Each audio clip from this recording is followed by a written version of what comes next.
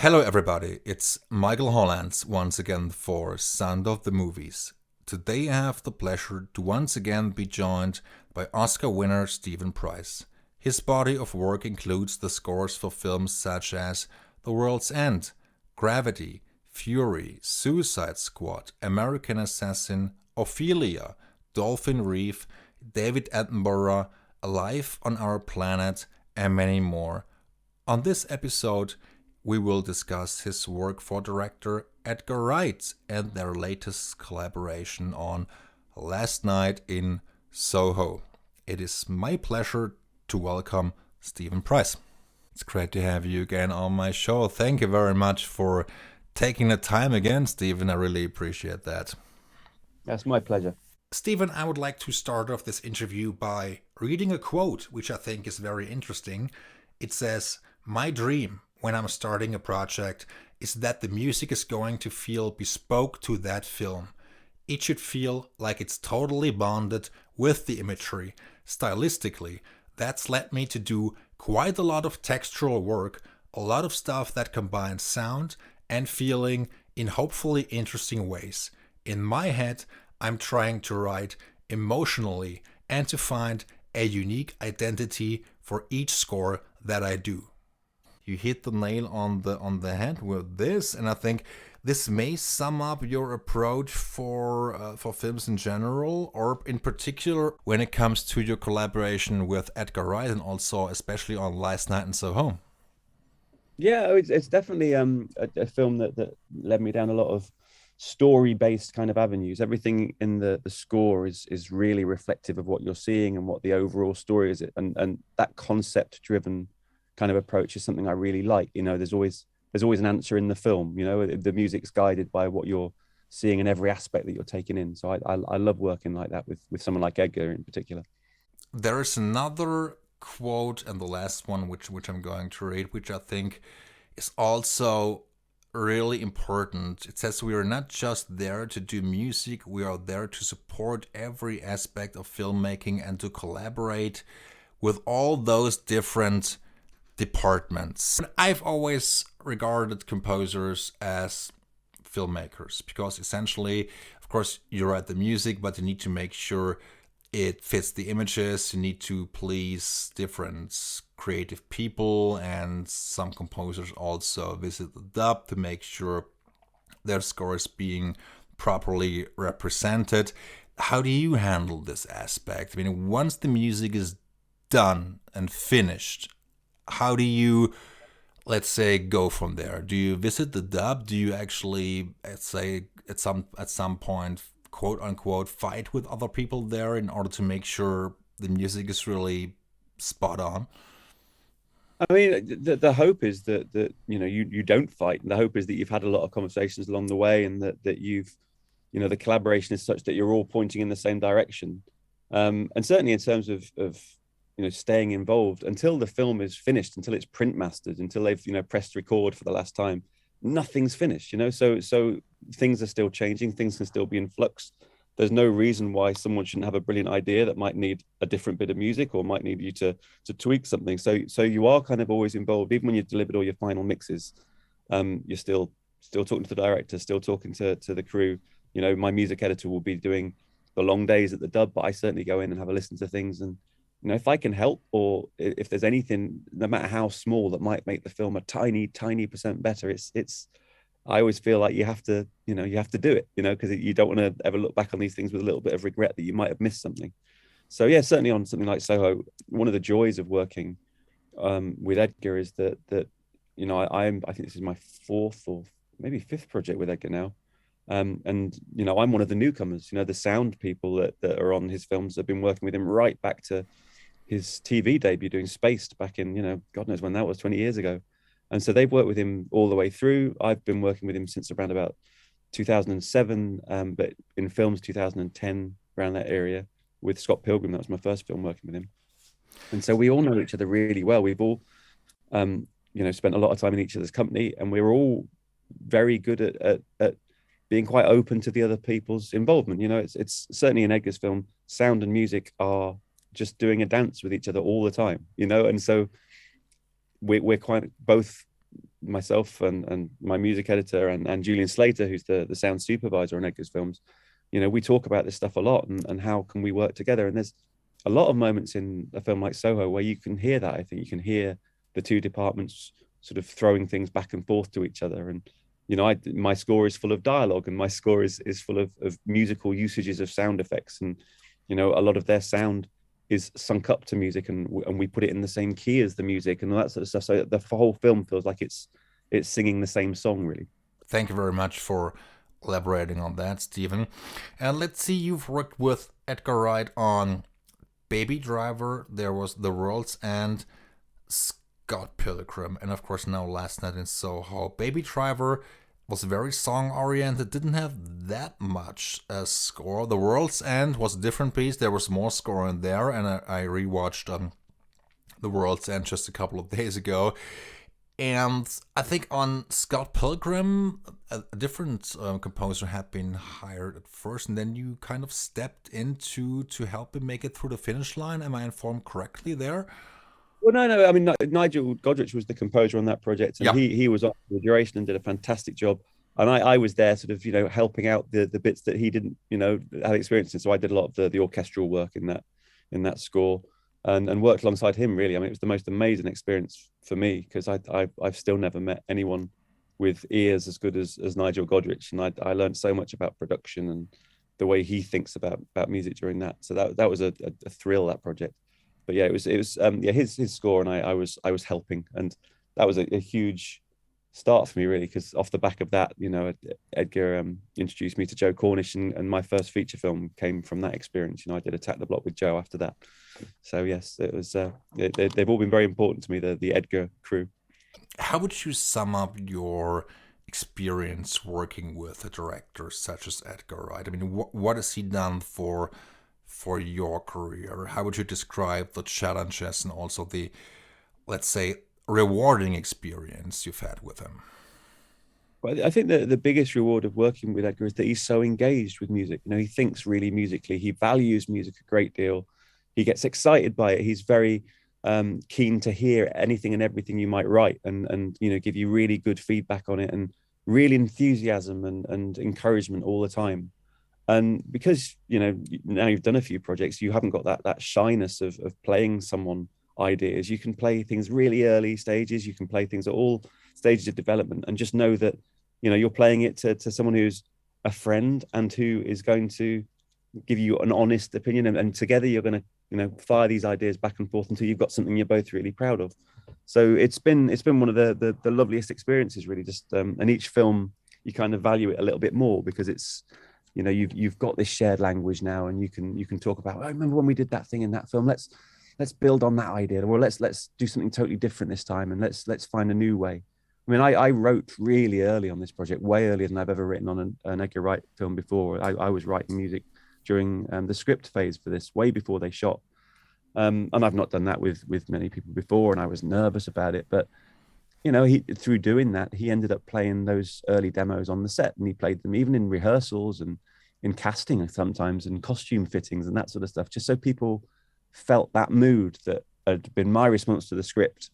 That started to have an influence, and it would be played on set. And by the time I was seeing things that they'd shot, it already had snippets of my themes in there. So the whole thing felt very organic, and like the score evolved at the same time as the film, rather than me coming on towards the end and being presented with something nearly finished. It was, Yeah. I felt very involved all the way through. Great. And I was going to mention the fact that he played one of your pieces or several of your pieces also on sets. And I think Neon was, if I am informed correctly, the first piece of music which you wrote, in which you also introduced some of the principal themes, let's say. And if a director plays music, your music on set, of course, that shows trust. He likes the music and he's comfortable enough playing it on set, so it can actually also help create a better mood and atmosphere on set.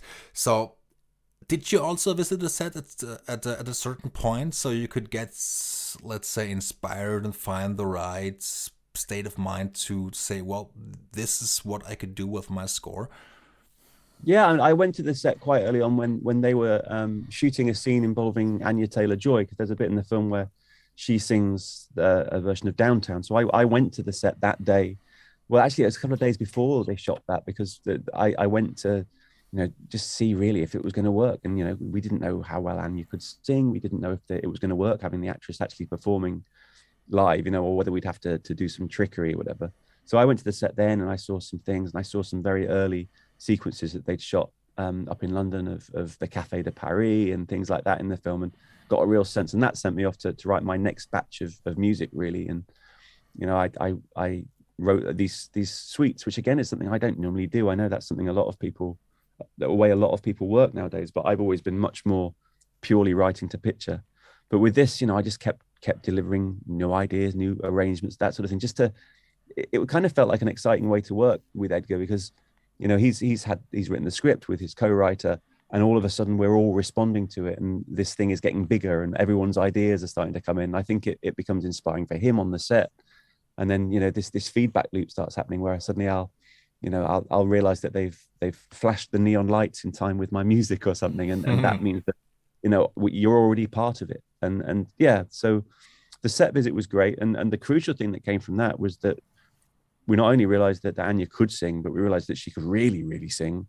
And that led to a whole direction for the score, and that, that she became the principal vocalist on the score itself. She is her voice, the voice of her character, Sandy, is all over the score, like the siren song from the 1960s into the present day. So again, a set visit led to everything, really.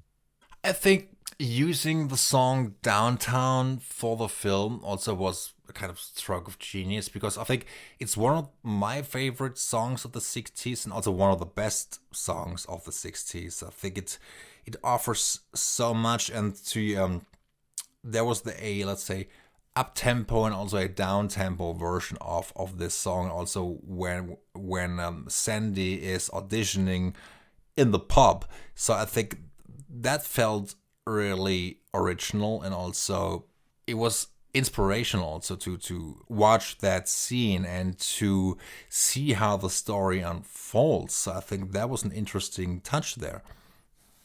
Yeah, it was fantastic to work on, because that, as I say, we didn't know when I went to meet Anya, how this was going to work out. But she could immediately sing, and I was like, well, let's try doing a little slow version. And then she, started putting her own touches on it, her own little inflections on it. And it was only after the trailer for the film had come out, which featured a version of that slow downtown, we started getting a lot of people saying, "Oh, I'd love to hear the whole version." But we'd never recorded the whole version. We just recorded the verse that was in the film. So we actually ended up going back into the studio a few months after the film was complete, and we basically made a record. We made a 7-inch single, which I think the Mondo Records over in LA put out, and it's a double A-sided single of the up-tempo version of the song, which is kind of our 60s version, and then this version we call down tempo, which is kind of the song in the style of the film. So it uses a lot of the instrumentation of the score, and it's got a lot of the sort of hypnotic, dreamy quality that a lot of the film has. So yeah, it's been one of those projects where new ideas keep sort of bouncing off other ideas, and you end up doing things that you could never have expected. But it was a lot of fun to do those records, and record things all in the room in Abbey Road like you used to do 40, 50 years ago. Great, thank you, Stephen. And I would like to also talk about the voices of the score, so to speak, because the voices are all over the score. Let's say you sometimes you hear them quietly and delicately, and oftentimes they're more front and center. And it's really interesting and a great approach, because at times it really provides for a creepy atmosphere and also threatening, but it also sounds, let's say, sensual, even to an extent there. I think I personally also would interpret this as the voices of the past, which have come to haunt her also in her dreams. Absolutely, and that was very much my feeling with it. I mean, there's the whole theme of the film really is this idea of the past. Our lead character Eloise, she's in the present day, and she just dreams of the 60s being this amazing place, but really, that it is a dream, and the reality is very different. And gradually you realize through the film that what echoes through those 50 years are these distortions. It's not necessarily this pure memory that travels through the time. It's things change with the retelling of a story, and things get a little more distorted, and they get a little more colored by other events that go on in the interim, and that set me off down this line of using a lot of looping, this idea that you have the original recording, but then the more times that passes over a tape head, the more distant it becomes, and the more it starts to take on a quality that it didn't used to have. It's not its original self anymore. It's this thing that's been changed by time and repetition. And so I wanted to play with vocal loops, and very early on I found a bit of dialogue in the film where this guy in the club, when Sandy has done an audition, he goes, well, she can sing, in this Cockney accent. And I just took that and started to loop it, and it developed its own rhythm. It became this thing where it was quite hypnotic to listen to it. And then that led me to trying other lines from the film. Sandy's character, you know where to find me, she says that, and that starts to loop around, and you'd build up a few of these textures. And it's amazing. The music would start to kind of come out of them, little inflections, and the way that the tape was starting to distort these voices would suggest harmonies, and it would suggest notes here and there. And so it kind of added an element of the story. Really was the music, the story, this idea of the loops through time that our characters were experiencing. That was really becoming the core of the score. And then above that, you have what is basically a siren song. It's the character of Sandy calling forward through time to Ellie. So we hear her singing. Often we hear the character of Sandy singing when we first go into the room where Ellie experiences her visions. We hear, the first thing we hear is the voice as soon as you go in that room. So that was all Anya. Working with Anya to do those was fantastic. She's great. You could talk about the character, you could talk about what's happening, and she would just give you so much back, and gave me so much to play with when I got back to the studio. So many different renditions of things and harmonies and touches. It was a really lovely part of the process. Right. And of course, the film could also be described as Ella Louise's journey. I mean, she leaves home in order to study design in London, and she's trying to fulfill her dream. But to a certain degree, she also tries to, let's say, escape the past, as her mother also killed herself. But ultimately, Ella Louise, she's going from bad to worse. I mean, she's not feeling comfortable in the student housing. Her roommate is basically an arrogant douche, and and that's what she was. I mean, she was. I thought that character was was atrocious. I really disliked her a lot. And then Ellie then decides to get her own place, and then she finds a place, but ultimately, as soon as she falls asleep, she starts having these nightmares, and she's reliving these terrible things which happened to Sandy in the 60s. So I think that was just also brilliant storytelling.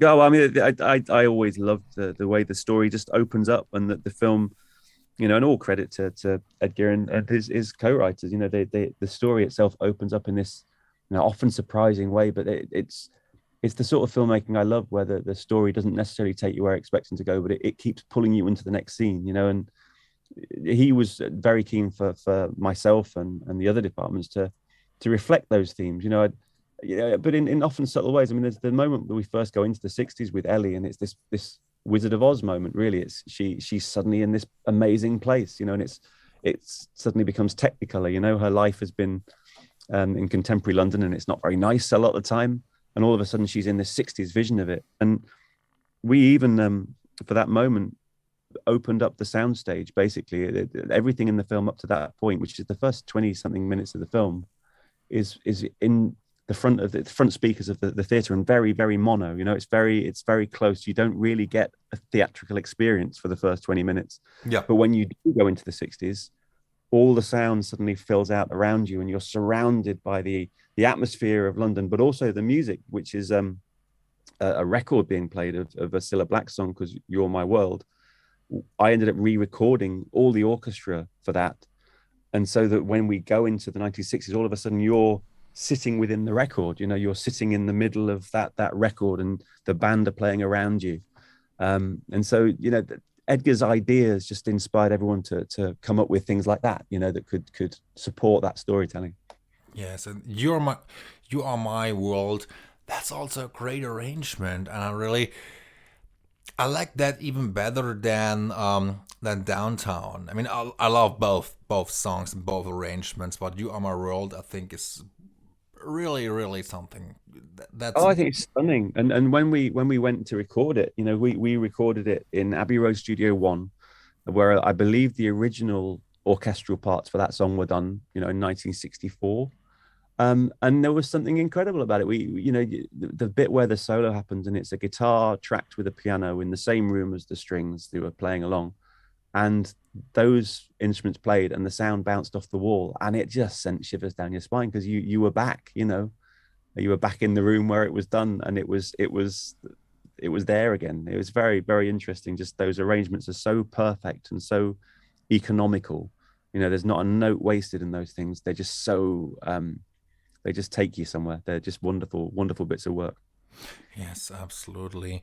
And of course, needless to say, this film, Last Night in Soho, is vastly different than many of Edgar's previous films. The comedy elements have been stripped completely. It's basically a very well put together psychological thriller. And if someone doesn't have a preconceived idea and they walk into the theater and they watch the first 20 or 30 minutes, they may not at first realize what kind of time they are in for, because the story takes a turn in the second act and it just becomes a very frightening film, which also has these great scenes, in the library, for instance, when Ellie starts seeing all the ghosts, and then she almost accidentally stabs her roommate with a pair of scissors. So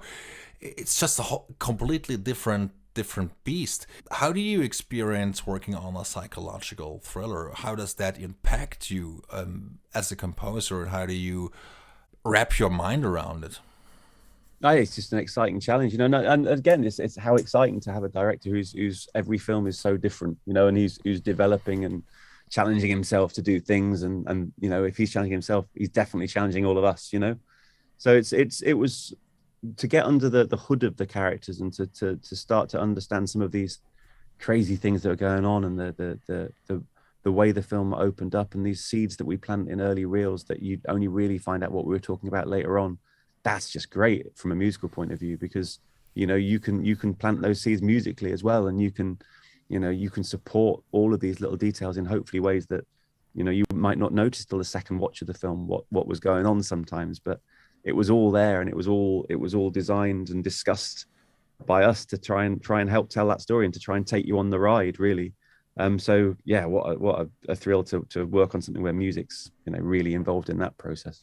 Yes, and another standout scene for me was when either Ellie or Sandy, and I need to rewatch the film again, of course, is running through the night, and then she ends up running through those dark alleys, and I don't know, it was either the piece called "You Look Familiar" or it was "Handsy." I can't quite put my finger on it.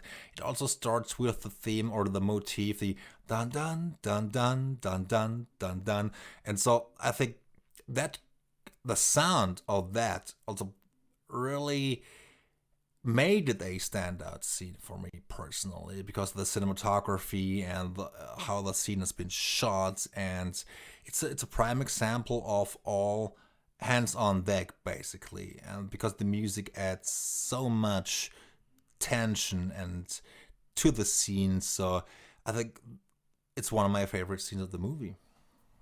Well, that's great. I mean, and then again, those are that little piece that you mentioned there, that little descending motif, that came about from reading the script, and there was something in there, and things that Edgar and I were discussing and talking about, just all sorts of different scores, and Morricone and Barry and Goblin and stuff like that. Yeah. It's all part of the stuff that, and a lot of the contemporary music that I wrote for the film, it has got that more John Carpenter-esque synth work going on in there, and the things that quite simple single oscillator synths that are chugging along, and it all felt like it was helping us to do that time travel thing, sort of these sounds leaching through, sort of quite old sounds reconceptualized in the present day, and mellotrons and that sort of thing, all in there.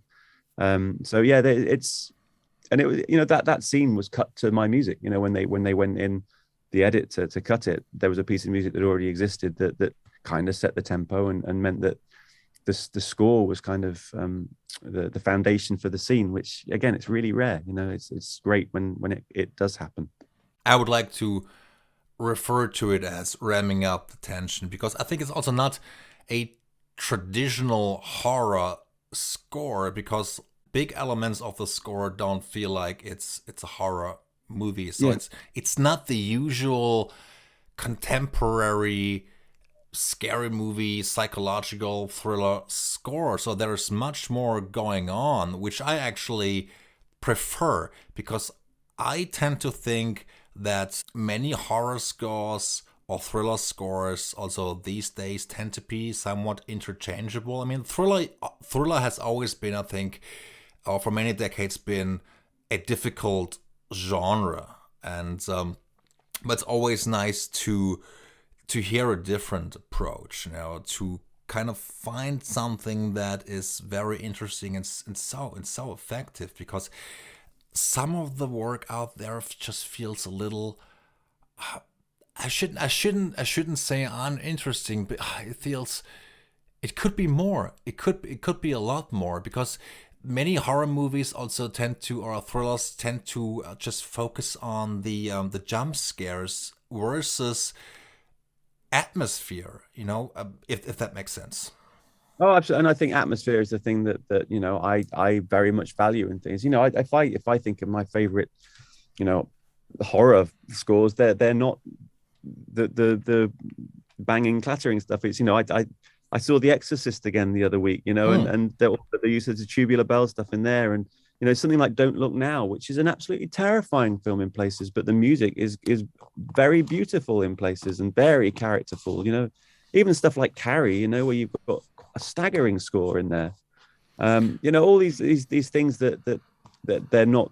They're obviously, horror can be a thing of making people feel as absolutely terrified as possible. But I think, to me, the really frightening stuff is atmosphere, and it's character. It's realizing something's going to happen to someone that you love, or that someone that you're following their story very closely, and that's what I think we focus on a lot in Soho. It's the music is all coming out of the characters' journeys. It's not trying to put something scary on the scenes. It's really trying to be part of the experience that the characters are going through. And Ellie's in every single scene of the film. I think Eloise's character, and the music is with her all the time. The music is reflecting her experience, and she's deeply sweet, and she's troubled, and there's a lot to her. So the music had to have that too. Yes, absolutely. I think it could also be described as past versus present. It sometimes blurs the lines between also reality versus the nightmare scenario. Yeah, I think more so as the film goes on. We things start off, as our memories do. We think everything was great back in the day, but gradually you realize it wasn't, and people have always had problems. There's always been wrongdoers. There's always been horrible things going on as well, and Ellie's realization of that, the world starts to collapse around her a little bit, and the music does too. And themes that would feel quite sort of clean in their first usages, start to melt around it. And sometimes even the pop songs, I took a song, a Sandy Shaw song, Always Something There to Remind Me, and there's a moment in the film where it starts off what you think is going to be the conventional happy-go-lucky song that you've always known, and it dissolves around you, and the score ends up taking over, and it becomes this huge kind of almost like a Revolution number 9 with an orchestra. There's tape loops spinning around you. There's hints of the original vocal in there, but gradually that disappears, and our own vocals come through, and our own musical sort of phrases start coming through, but the whole thing just feels like it's just that the memory of the song has become overwhelmed by the reality of it, really. Yes, absolutely. And Stephen, I also in particular enjoyed the ending. You know, the third act was really good, Right. and you also introduced a lovely violin part there, especially at the end, and when spoiler alert during the climactic scenes when the house is basically burning down, and that really put emphasis on the whole tragedy. I think there was even, I'm not 100% sure, there was a close up of a picture, and then you scored it with the violin. Yeah, yeah. I mean, it's a theme that I play with throughout the rest of the film, but it really gets heard in its most orchestral form at that point, and it's kind of it's almost a funereal piece for that memory. You know, it's there. Everything goes, but I think it's one of the, hopefully one of the more moving moments in the score, because it was the end of everything we'd been working on, you know, and it was the end of everything in the story and everything that had come together. And it felt like a moment to be quite orchestral, and we recorded it all with everyone playing live in the room, and it felt like a bit of a moment of bringing this thing, the 1960s, got to play out in the present day as the stories all came to their closure. So yeah, it was a lovely piece to work on. And also that sequence is one of the only times in my whole career where, thank God, I do have the good relationship with everyone on the crew, because I couldn't get the music to land as it needed to. You know, I'd written this piece, and it needed to hit certain beats, and usually you can kind of play with the tempo, or you can lose a beat here or add a beat there, and you find a way to make it work. And everything I tried just made it not work as well. And I tried and tried and tried, and it was one of these things like, I can't do it. I can't make this work. And I ended up asking, could you lengthen a shot for me there and add a couple of seconds on? Because then I can make the music land exactly where I feel it needs to make my stomach lurch, And they did it. They gave us, they gave me the extra frames that were needed. And whenever I see that sequence now, it's like this real memory of, everyone working together, which was the joy of the project, really. That goes to show how important collaboration really is. I mean, certain filmmakers would say, or might say, well, here's the cut, Stephen, just deal with it. Do it. Absolutely. And you would do something different, and you would, who knows, sometimes those things work out great. But I think different situations work in different ways, and certainly with this group of people, everyone, there's not a lot of ego in it, really. Everyone just wants the film to be as good as possible. So if that made it better, people were willing to try it, and that's a nice position to be in. Yeah. You obviously always just try to not ask for anything, but just quietly deliver. Yeah, But, yeah. sometimes being able to be open to do that makes a huge difference, I think. Yes, absolutely. And that's a really good point, because I think certain filmmakers may feel insecure about doing that or accommodating your requests, because they feel, now what I've done is perfect, and you need to, let's say, write the music on whatever I present you. It's about a team effort, and everybody should pitch in and try to be the best version of themselves, and ask for help and offer their input and say, well, I think this is great, but it could be even better. And just give me a couple of extra seconds there. Let me explain to you what I'm getting at. And maybe it just feels right. That's it. Yeah, and I think that's it, isn't it? I think all any of us can ever do is just listen to the problem, watch the thing, and just respond as we can do. And one thing I've learned through my years in the industry really is that you never really know until you've done it. You can have a note from a filmmaker and you go, oh, I don't agree with that, but actually when you look at it, it'll lead somewhere. Even if you don't agree with 100% of the note, there will be something in it. Something has made someone feel not quite right about that moment. And so you have to look, and very rarely does that not lead to something better. It's because all it is really is you spending a bit more time thinking about that moment in a film. And that's never a bad thing. That means you're just giving it another day in court, and if you have the time to do that, and the schedule allows it, I think it's never anything you end up regretting. It's always something that you're kind of pleased that you went that extra step. Yes, absolutely. Very well put. And I think Last Night in Soho may very well be one of his 3 best movies. I mean, it's just, of course, it's not everybody's cup of tea, and needless to say, you cannot please everybody. But I really believe it's one of his strongest efforts, and also one of your finest efforts so far. And you seem to have a great formula. You seem to form a great team, and I think, what more can you ask for? I guess. No, I think we're obviously all very proud of it, and we're very happy with the film. I mean, to me, if everybody likes something, there'd probably be something horrendously wrong with it, right? Because if you're doing anything interesting, then it's not going to please everybody. But yeah, it's just exciting to me to it's a film unlike anything else I've seen, and how fantastic that it exists, and that people are making films like that. And we managed to, in this day and age where everything is being led into franchises and branding and all that stuff, we managed to make something that I think you can go into the cinema and not know what you're about to get, and that's really exciting to me. That is kind of why I got into this industry, really, the idea of making something that is something unique to itself.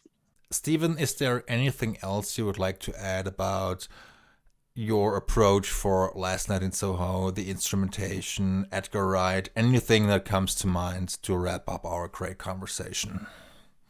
Yeah, no, it was just a very satisfying project. I'm very grateful that you spent so long sort of watching it and sort of taking it on board, because it's something that I think every element of it was something that we spent a long time with. And there's instrumentation choices in there that were purely out of the story, and I remember just something as simple as the mellotron. I use the mellotron not only as a musical instrument in that score, but it has sound effects. These old tapes that they recorded in the 60s, because the mellotron was used in the theater, and so there are sound effect tapes that were made back in the day for theatrical productions that we got hold of, and they became a part of the score. And I remember when I started loving music and following that journey of listening to records, half of the excitement was where the journey would lead you to. You'd read the back of a record and it would say who wrote the song, and you might go off and find other songs that person had written, or you might kind of investigate who the record producer was and what else did they do, and this web starts to develop. And a film score for me is an opportunity to get back into that world, where every film is something you've not thought about before, and so it leads you off on a journey, and you find out these things, and you might find a new instrument, you might find new musicians to work with and play with, and it's all this great opportunity. And Soho felt like one of those. It felt like one of those projects where you really got to have new obsessions and follow new paths. So I'm very grateful to it. Great. And I think they have announced the vinyl release of the score.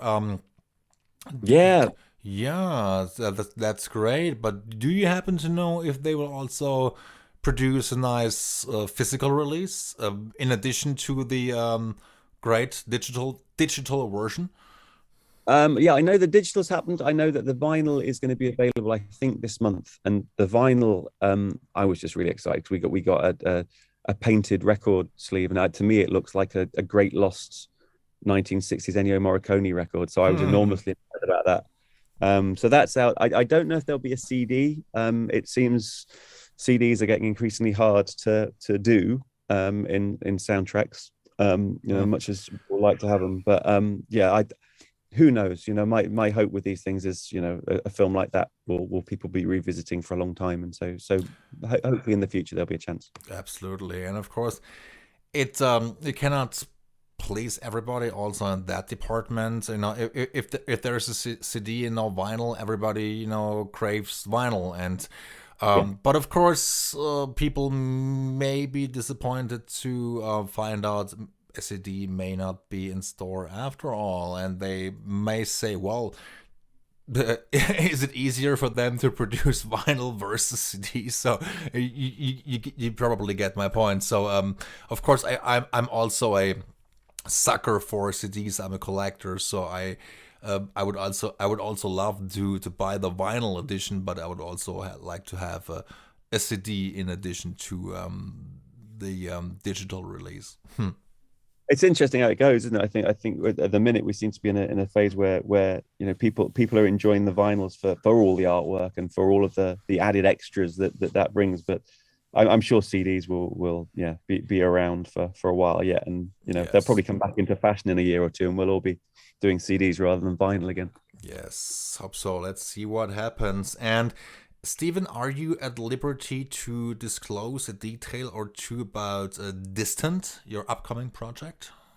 Yeah, we recorded it this year in the summer in LA, and it's great fun. I mean, it was my first chance to work with Amblin, who you know I grew up with all those wonderful Amblin films in the 80s and 90s, and so it was really exciting. And you know, I got to scratch that itch a bit. You know, so it's a big adventure score, a lot of orchestra, a lot of electronics as well, but a lot of fun in it and a lot of spirit. And so it was great, and the orchestra were just fantastic. So yeah, I believe it's out to a sort of second half of next year now, so it's a bit of a pause.